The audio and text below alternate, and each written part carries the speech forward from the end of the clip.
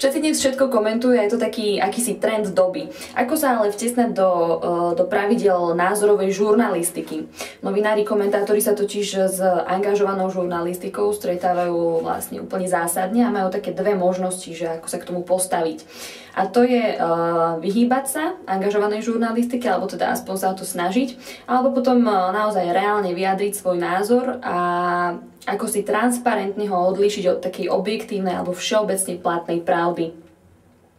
Objektivita v spravodajstve či názorovosť v publicistike. To budú dve otázky, na ktoré budeme hľadať odpovede v utorok o 6. v Dome novinárov už tradične.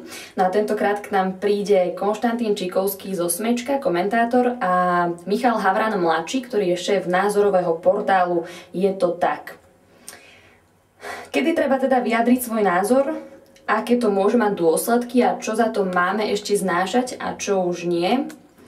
A kedy radšej vlastne svoj názor ani nepublikovať. Príďte vyjadriť svoj názor a hľadať s nami odpovede na tieto otázky. Tešíme sa na vás.